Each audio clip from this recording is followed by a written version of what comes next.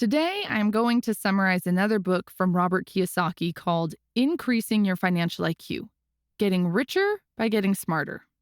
According to Kiyosaki, there are 5 basic financial IQs. If you want to get rich and, most importantly, stay rich, then you have to have all 5 of them. Financial IQ number 1: making more money. If you have a toothache, it means you have dental problems. To solve the problem and stop the pain, you visit a dentist. In the same way, if you are not earning enough money, it means you have money problems. If you start solving the money problems, the pain of not having enough money will go away, just like your toothache. For example, let us say you want to improve your selling skills, but you are very shy and hate rejection. This is quite a serious problem that stops many people from becoming a salesperson. If you take courses or read books and solve this problem, you will become a better salesperson, which means you will sell more, and that means you will earn more. The reason you started to earn more is because you solved a problem. I think you would agree that solving money problems helps you to earn more. If that is the case, then the more problems you solve, the more you earn, and the higher your financial IQ number 1 goes. The path to making more money looks something like this picture. First, you start solving small problems. These are usually the problems on a personal level, such as lack of knowledge on certain topics or lack of self-confidence, etc. Then you move on to more complex ones. It is like a game. Every time you solve a problem, you move to another level where there is another problem waiting for you to be solved. The more money problems you solve, the smarter you get and the more you earn. It also works the opposite. The more money problems you ignore, the poorer you get. You must solve your money problems as early as possible. Otherwise, there will come a time that you will be forced to do things that you don't want to do, and you will regret that you did not solve the problem when it was small. Once I heard an interesting story about the importance of solving problems early. It is a story about a farmer and a rooster. One day, a farmer comes to the rooster and says, "From now on, you will stop crowing in the mornings. If I ever hear you again crowing, I will pull off all your feathers." The rooster says nothing and stops crowing in the mornings, as the farmer requested. Some time passes and the farmer comes back again and says, "You know what? From now on, you will start walking like a hen. Otherwise, I will pull off all your feathers." Again, the rooster says nothing and starts walking and behaving like a hen. He starts to hang out with hens and even forgets that he is a rooster. A few more months pass by, and the farmer comes back again with another request and says, "You know what? From now on, you will start giving me eggs just like other hens. Otherwise, I will pull off all your feathers and make a dinner out of you." At this point, the rooster realizes that he had to fight back. He had to protest and solve the problem when the farmer made the first request. Now it is already late, and he is forced to do something that is impossible.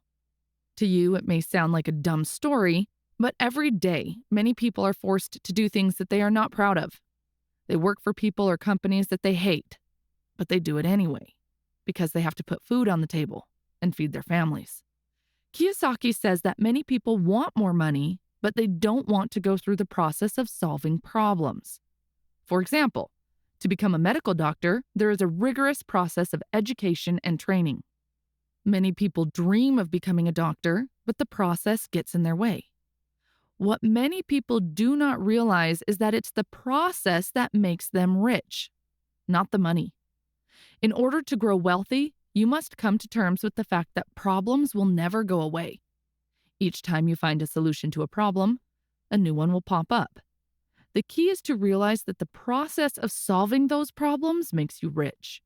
And once you start solving not only your own problems, but others as well, then the sky is the limit. Simply put, there are trillions of ways to make more money because there are trillions of, if not infinite, problems to solve. When Kiyosaki was a young boy, Rich Dad said, "Money problems make you smarter if you solve them." He also said, if you solve your money problem, your financial intelligence grows. When your financial intelligence grows, you become richer. If you don't solve your money problems, it will lead to a series of other problems, and you will get poorer. Rich Dad used the example of having a toothache to illustrate what he meant by a problem leading to other problems. He said, having a money problem is like having a toothache. If you do not handle the toothache makes you feel bad. If you feel bad, you may not do well at work because you are irritable. Not fixing the toothache can lead to further medical complications because it is easy for germs to breed and spread from your mouth. One day you lose your job because you have been missing work due to your chronic illness. Without a job, you cannot pay your rent. If you fail to solve the problem of rent money, you are on the street, homeless, in poor health, eating out of garbage cans. And you still have the toothache. This might be an extreme example, but Kiyosaki says that this story stayed with him. I realized at a young age the importance of solving problems and the domino effect caused from not solving a problem. Many people do not solve their financial problems when they are small and at the toothache stage. Financial IQ number 2, protecting your money. Financial IQ number 1 is measured by how much you make, whereas financial IQ number 2 is measured by how much you keep to yourself. For example, a person making $200,000 a year has a higher financial IQ number 1 than the person who makes $100,000 a year. However, if the first person loses 50% of his income to taxes, but the second person loses only 15%, then it means he has higher financial IQ number 2 than the first person. Protecting your money from financial predators is important. As most of us know, the world is filled with people and organizations waiting for the opportunity to help themselves to your money. Many of these people and organizations are very smart and powerful. If they are smarter than you or have more power than you, they will get your money. This is why financial IQ number 2 is so important. Kiyosaki says, "When I was just a kid, my rich dad taught me the importance of protecting your money with a simple example." He said, "A farmer needs to protect his crops from bunnies, birds, and bugs. Bunnies, birds, and bugs are thieves to a farmer." Using the idea that bunnies were thieves served as a powerful lesson. Bunnies were cute and cuddly. They were harmless. The same was true of birds. The reason he used cute creatures such as bunnies and birds was to make the point that some of the biggest thieves of our personal wealth are not just bandits, criminals, or outlaws. He used bunnies and birds because he wanted us to remember that some of the greatest financial predators are people and organizations that we love, trust, or respect. These are the people or organizations we think are on our side and are standing behind us. Rich Dad said, "The reason so many people stand behind us is because it is easier to get into our pockets from that position." One of the reasons so many people have financial problems is because they have too many hands in their pockets. Rich Dad's list of financial predators are following. Number 1, bureaucrats. As we all know, taxes are our single largest expense. The job of the tax department is to get your money and turn it over to a government bureaucrat who spends it. The problem with most bureaucrats is that they are very good at spending money. They do not know how to make money, which may be why they choose to become bureaucrats. If they could make money, they would probably be business people instead of bureaucrats. Since they do not know how to make money, but love to spend it, bureaucrats spend a lot of time figuring out more and creative ways to take our money via taxes. As you know, we already pay taxes on our income, investments, homes, cars, gasoline, travel, clothing, meals, alcohol, cigarettes, businesses, education, etc. We pay taxes upon taxes. We pay taxes on things we don't even know about. These taxes are sold to us as being good for society, and some are. Society's problems, however, only get bigger because bureaucrats do not know how to solve problems. They know how to throw money at the problems. Before you get angry at what I just said about taxes, let me tell you that Kiyosaki is not against the government or paying taxes. As the Rich Dad said, taxes are an expense for living in a civilized society. Taxes pay for schools and teachers, fire and police protection, court systems, the military, roads, airports, food safety, etc. Rich Dad's frustration with taxes was that bureaucrats very rarely solved the problems they faced, which meant taxes had to keep going up. Since taxes keep going up, Rich Dad's philosophy was, a bureaucrat's job is to get their hands deeper in your pockets legally, and your job is to have them take as little as possible legally. Unfortunately, it is often the people who earn the least who pay the highest percentage in taxes. At one event, Warren Buffett had this to say about taxes. The 400 of us sitting here in this room pay a lower part of our income in taxes than our receptionists or cleaning ladies do. If you're in the luckiest 1% of humanity, you owe it to the rest of humanity to think about the other 99%. The author says if you want to protect your money from taxes, then you need to understand how different types of incomes are taxed. There are 3 different types of income: earned, portfolio, and passive. In case you don't know, earned income is the income you get for working for a company or for someone 9 to 5. Portfolio income is the income you get from owning stocks and bonds. Finally, passive income is an income you get from owning assets that bring you money constantly without working. An example of this can be real estate. Working for earned income does not allow for much protection from taxes. On the other hand, portfolio income and passive income provide higher protection. That is one of the many reasons why Kiyosaki is against earned income. Predator number 2, partners. It's insane to think that life is about living happily ever after. Happily ever after is true only in fairy tales. Things change. That is why exit strategies are important for anything of worth.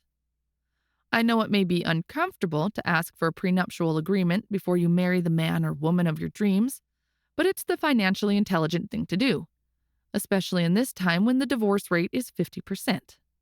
When forming a new business with a new business partner, I know it may be difficult to think about a buy-sell agreement or a business dissolution agreement when you're just starting out, but it is financially intelligent to think of your exit before you enter into the agreement. You never know what can happen in the future. Death is the final exit. It's another time when predators appear, or should I say, vultures. If you are rich, not having a financial IQ can be expensive for your loved ones. Family, friends, and the government show up for your funeral if you are rich. Your brother-in-law's children's grandchildren, children you've never met, suddenly become family and come to cry at your funeral. If you have a high financial IQ, the percentage of your money these grieving relatives received will be controlled by you, even after you have moved on. Predator number 3, lawyers. You may remember the person who sued McDonald's, claiming the coffee was too hot. That is an example of a financial predator using the court system to get your money. Millions of people are waiting for any excuse to use a lawsuit to get rich. There are lawyers whose sole purpose in life is to take you to court and take your money. Knowing these predators are always on attack, there are 3 things a financially intelligent person must do. Number 1, keep nothing of value in your name. It was the poor dad who proudly said, "My house is in my name." Financially smart people would not have their houses in their names. 2, buy personal liability insurance immediately. Remember, you cannot buy insurance when you need it. No one sells insurance for a house that is on fire. 3, hold assets of value in good legal entities such as an LLC, limited liability company. There are also bad legal entities. These are sole proprietorships and general partnerships. Ironically, most small business owners are in bad entities. Predator number 4, brokers. Broker is another word for salesperson. In the world of money, there are brokers for stocks, bonds, real estate, mortgages, businesses, etc. One of the problems today is that most people are getting their financial advice from salespeople, not rich people. If you meet a rich broker, You need to ask if the broker got rich from his or her sales ability or financial ability. Warren Buffett once said, "Wall Street is the only place people drive to in their Rolls Royce to take advice from people who ride the subway." Here are a few tips for choosing a better broker. Number 1, in whatever area you are investing or doing business, you need to educate yourself first. Having more knowledge will allow you to differentiate the educated broker from a salesperson. Number 2, see if the broker is interested in building relationships or she is only interested in making a sale. For example, once I started to work with the real estate broker and he seemed like a person who was interested in building relationships. I was starting to think about doing another project with him. However, as soon as I signed the purchase contract, he stopped taking my calls and transferred me to his assistant. This is an example of a bad broker who is just interested in making transactions and moving on to another client. I also have an amazing broker whom I use to buy gold and silver. Whenever this broker is visiting the town, he wants to meet for lunch. We discuss a lot of things, and he is always trying to help in any way possible. Also, whenever I want, I can just pick up the phone and call him. Number 3, find out if they invest in what they sell. After all, why should you invest in what they're selling if the broker doesn't have the confidence to invest in the same thing? 5th, financial predators are businesses. All businesses have something to sell. If they do not sell, they are out of business. I often ask, is this business's product or service making me richer or poorer? In many cases, the product or service does not make you richer, it only makes the business richer. Financial IQ number 3, budgeting your money. A budget is a plan for the coordination of resources. When it comes to budgeting, there are 2 important terms to remember: budget deficit and budget surplus. A budget deficit is an excess of spending over income, and a budget surplus is an excess of income over spending. Everyone wants to have a budget surplus, but in reality, the majority have a budget deficit. Even most governments around the world operate with a deficit. There are 2 ways to have a budget surplus. First, by cutting expenses. Second, by increasing income. The majority of people and companies choose the first option, cutting expenses. But Kiyosaki thinks you should focus on increasing income rather than cutting expenses. And to increase income, you should increase spending, not reduce it. I know what you are thinking right now. You are thinking, how is increasing expenses going to help me create a budget surplus when I'm already in a deficit? Well, when Kiyosaki talks about increasing expenses, he talks about 2 types of expenses specifically. The first type of expense is the one that can help you to generate extra income. For example, if you have a store and are not selling enough products, then you should spend more on promotion and marketing rather than cutting out marketing expenses. The second type of expense you should increase is the one you pay yourself. You probably know about the concept called pay yourself first, so I'm not going to talk much. We'll put a link to that video on the screen. The basic idea is that every time you earn money, you should pay yourself first before you pay anyone else. The author says that the money you pay yourself should be seen as an expense and prioritized over other expenses. Even if you operate on a deficit, you should pay yourself first because it is the expense that is going to be used to create assets in the asset column. The asset column is your column, and you should always take care of it. I know most of you can agree with the logic of what I am saying, but it is easier said than done. So let me tell you how the author and his wife Kim handled it. Kiyosaki says, "Soon after we were married, we had the same financial problems many newlyweds have. We had more expenses than income. To solve this problem, we hired Betty, the bookkeeper. Betty was instructed to take 30% of all income off the top as an expense and put that money in the asset column. Using simple numbers as an example, if we had $1,000 in income and $1,500 in expenses, Betty was to take 30% of the $1,000 and put that money in the asset column. With the remaining $700, She was to pay the $1,500 in expenses.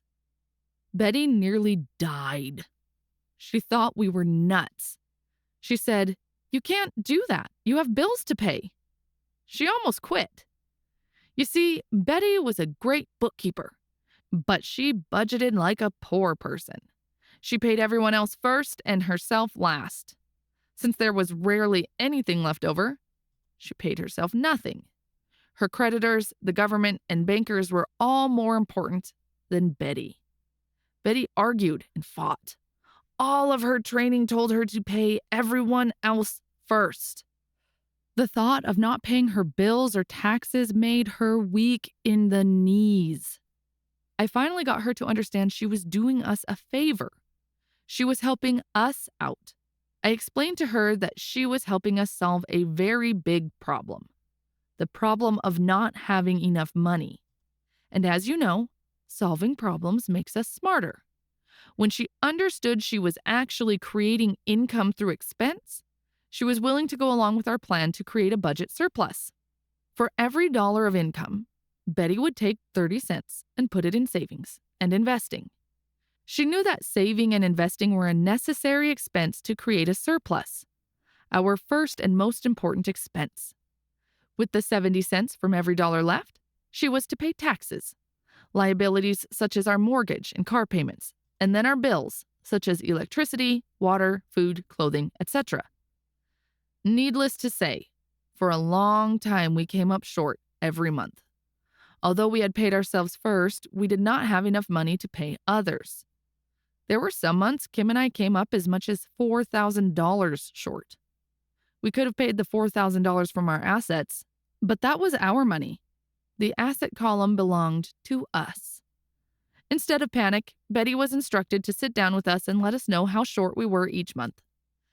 After taking a deep breath, Kim and I would then say, "It's time to get back to financial IQ number 1, making more money." With that, Kim and I would hustle around doing whatever we could to make more money.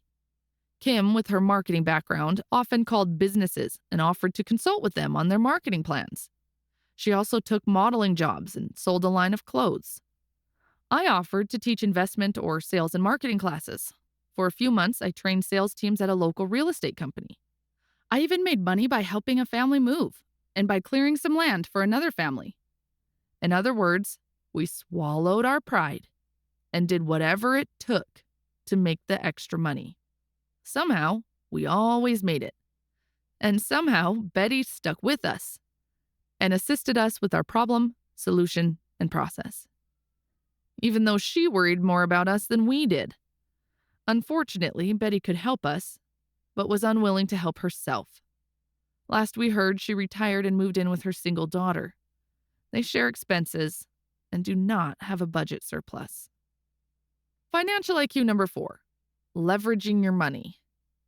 In very simple terms, the definition of leverage is doing more with less. A person who puts money in the bank into a savings account has no leverage. It's the person's money. Compare this with buying a property.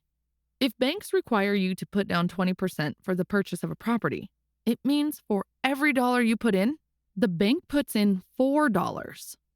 Leverage helps you to earn higher returns. Many financial advisors will tell you that leverage is risky.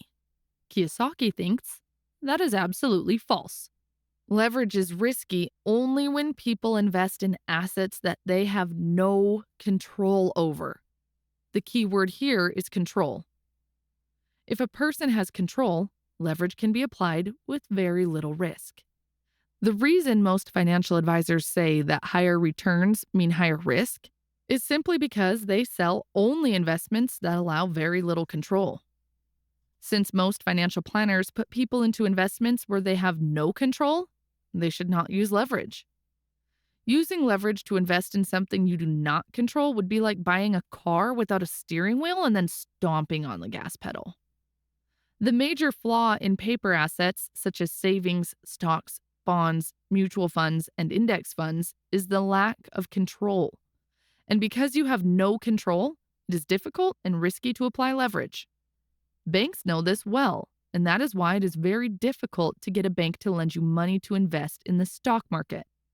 At this point, you are probably wondering what kind of control Kiyosaki is talking about. Well, he mainly talks about control over 4 areas: income, expense, asset, and liability. For example, if you have some type of business, you probably have control over all 4 of them. By doing more promotion and better marketing, you can sell more and increase your income. By using systems and automation, you can decrease labor expenses. By negotiating lower interest rates or by consolidating your loans, you can decrease the interest rate on your loans, etc. Leverage is not just about money. There are other types of leverages as well. Product can be used as leverage.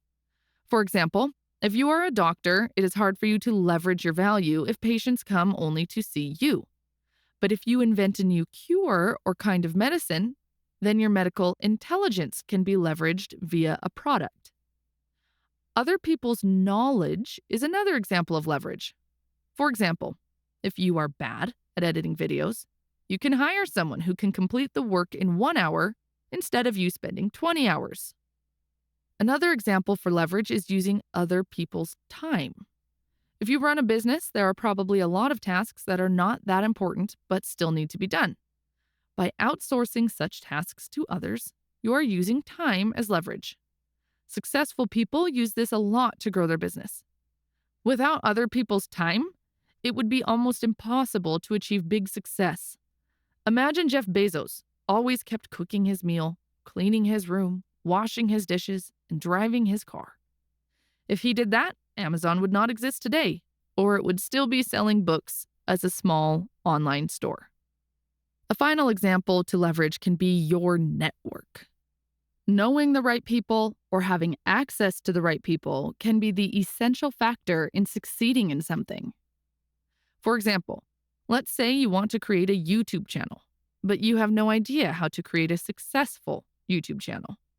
You talk about it to a friend, and he tells you that he personally knows a very successful YouTuber and can arrange a meeting with him so that you can ask your questions. This is the simplest form of using your network as leverage. Financial IQ number 5, improving your financial information. If you are in a war, information can mean life or death. And if you are in business, information can mean being rich or poor. With just a few dollars, some information, and the leverage of technology, young kids have become billionaires. The founders who created Facebook, Instagram, and YouTube have proved that. Having access to information can be a huge asset. Likewise, poor or mistaken information can be a huge liability. Poor information creates poor people. Many people who are struggling are doing so because they are using industrial or agrarian age information in the information age. Examples of industrial age information are ideas such as, I need a good education to get a high-paying job. Today, the good news is that information is abundant and free. The bad news is that information is abundant and free. The amount of information doubles every 18 months. What you learn today might be obsolete in 18 months. That is why you constantly need to educate yourself and update what you already know. Using obsolete information is like consuming expired food. Many of us double-check the expiration date on the yogurt we buy, but we rarely check our brains to see if the knowledge has expired or not. Kiyosaki thinks this is one of the main reasons many people are financially sick today. The author does not provide any practical tips on how to improve IQ number 5. To me, this chapter seemed like it was just random stories put together to create a chapter. Overall, I found the book quite useful, but as usual, the author repeats some information over and over, which can be quite annoying. That is why I tried to provide new information that is not repeated in his other books. If you would like to see more, check out the video you see on the screen. Thanks for watching.